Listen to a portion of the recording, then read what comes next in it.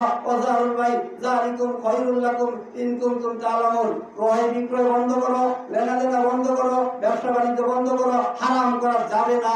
কথা আল্লাহ সূরা জুমআ আয়াত নম্বর 9 এর আল্লাহ তাআলা কি কয়, ইয়া আইয়ুহাল্লাযিনা আমানু, তোমরা যারা ঈমানদার দাবি করো, তোমরা যারা ঈমান আনছো, ইয়া আইয়ুহাল্লাযিনা আমানু ইযা নুদিয়া মিন ইয়াউমিল জুমআতি ফাসাউ ইলা যিকরিল্লাহ ওয়া যারুল বাই যালিকুম খায়রুল লাকুম ইন কুনতুম তা'লামুন। ক্রয় বিক্রয় লেনাদেনা ব্যবসা বাণিজ্য বন্ধ করো, করা যাবে না, হারাম। আল্লাহ তাআলা কঠিন করে নাই, আল্লাহ তাআলা সর্ব অবস্থায় আমাদের জন্য সহজ করে দিয়েছেন।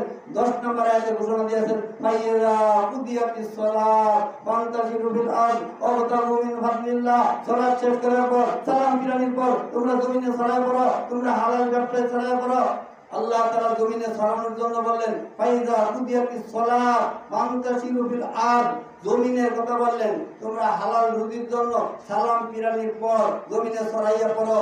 5 ওয়াক্ত নামাজ পড়তে কয় ঘন্টা সময়ের দরকার? আল্লাহ তাআলা আপনাকে 24 ঘন্টা হায়াতের জিন্দেগি সময় দিয়েছে। 24 ঘন্টা সময় দেওয়ার পর যদি 2টা ঘন্টা সময় আল্লাহর জন্য অক্ষ করে দেন, 5 ওয়াক্ত নামাজ পড়তে আমার মনে হয় না 2 ঘন্টা বেশি লাগতে পারে। বাকি 22 ঘন্টা সময় আপনি নিজের জন্য খরচ করেন, আল্লাহ তাআলা বাকি 22 ঘন্টা সময় আপনি নিজের জন্য খরচ করার সুযোগ করে দিলেন। আর 2টা ঘন্টা আল্লাহ দেওয়ার সময় থেকে আপনি দিবেন। আপনার মতো কত মানুষ মায়ের গর্ভে মারা গিয়েছে, আপনার মতো কত মানুষ মায়ের গর্ভ থেকে আসার পরে মারা গেছে, আপনার মতো কত মানুষ এসএসসি পরীক্ষা দেওয়ার পর মারা গেছে, এসএসসি পরীক্ষা দেওয়ার পর মারা যাওয়ার পর পরবর্তীতে রেজাল্ট আসছে খুব সুন্দর।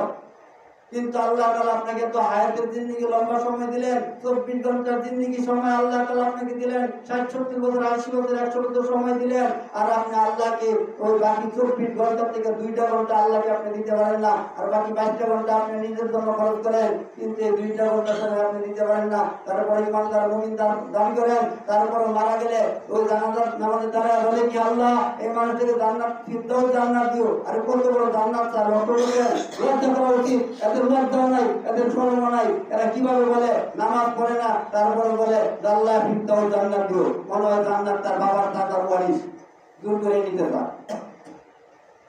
জান্নাত কাকে দিবেন, কি করলে জান্নাত দিবেন? সূরা মুমিনে জানায় দিলেন, কদ আফলাহাল মুমিনুন, তারাই সফলতা অর্জন করিয়াছে, আল্লাযিনা হুম আলা সালাওয়াতিহিম ইউকাতুন, যারা সালাত খুশুর সহিত আদায় করিয়াছে।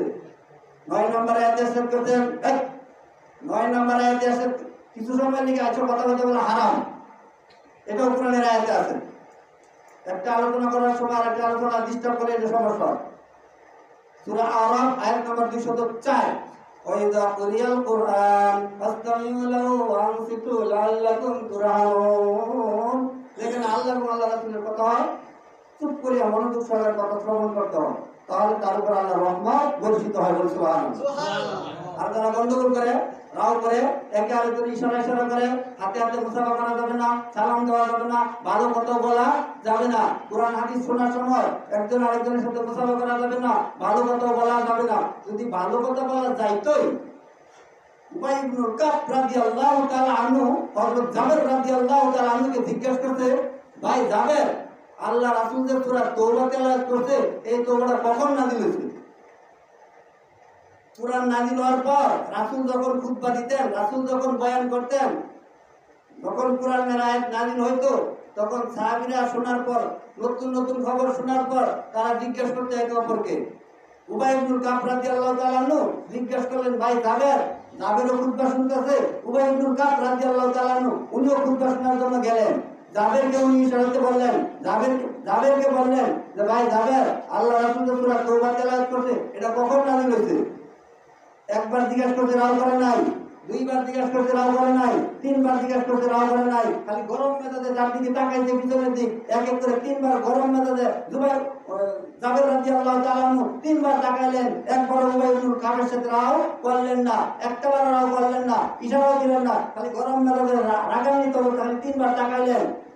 খুতবার শেষে আল্লাহ রাসূলের নিকট যায় বললেন, জাবের রাদিয়াল্লাহু তাআলা আনহু বলেন, ইয়া রাসূলুল্লাহ, আপনি যখন খুতবা সূরা তওবা তেলাওয়াত করতেন, তখন আমি বসে শুনছিলাম। জাবের রাদিয়াল্লাহু তাআলা আনহু আয়েশা আমাকে ইশারা দিয়ে বলছে যে সূরা তওবাটা কখন নাযিল হয়েছে। একবার জিজ্ঞাসা করার পর রাগান্বিত অবস্থা তার দিকে তাকাইলাম, সে বুঝতে পারলো না। আরেকবার জিজ্ঞাসা করলো, তাও রাগান্বিত অবস্থা তাকাইলাম, সে বুঝতে পারলো না। আরেকবার জিজ্ঞাসা করলো, এক এক করে 3বার জিজ্ঞাসা করলো, 3বার রাগান্বিত অবস্থা তাকাইলাম। এবার বলুন আপনি কি হয়েছে? আল্লাহ রাসূল বলেন যাবের তুমি জুমার সওয়াব পাইছো, উবাই ইবনুল কাব রাদিয়াল্লাহু তাআলা জুমার সওয়াব পায় না। দলিল কি আমার দেওয়া না আমার আব্বার দেওয়া? আল্লাহ রাসূলের দেওয়া। যারা কথা বলবেন তাদের জুমার সওয়াব বাতিল।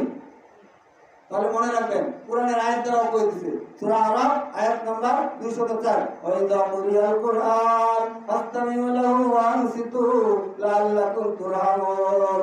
আমরা যারা এখন পড়ছি, যে রাগ করছি, পাপ করছি, এজন্য তওবা করব, এজন্য ক্ষমা চাইবো আল্লাহর কাছে। আমরা অনেকে ভুল করে থাকি, আমরা ভুল করি, ভুল করার পর যদি সংশোধন হই, যদি আল্লাহর কাছে ক্ষমা চাই, আল্লাহ তাআলা ক্ষমা, এটা কি কান নাই নাকি? এটা ভাই তো কি কান নাই লাগে? এটা কি কানে শুনে না? কথা বলছেন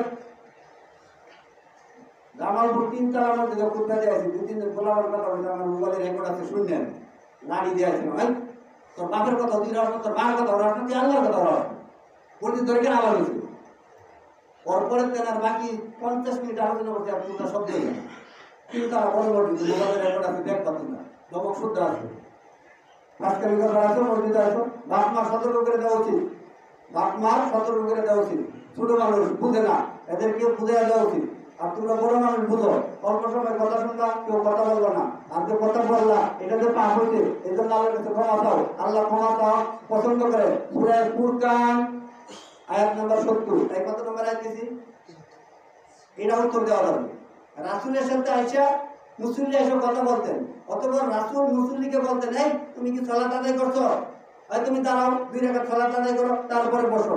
রাসূল খুতবা দেওয়া অবস্থায় যদি কোনো মানুষ আয়েশা বসে যেত, আল্লাহ রাসূল বলছে তুমি কি সালাত আদায় করিয়াছো? 2 রাকাত সালাত আদায় করো, তারপরে বসো।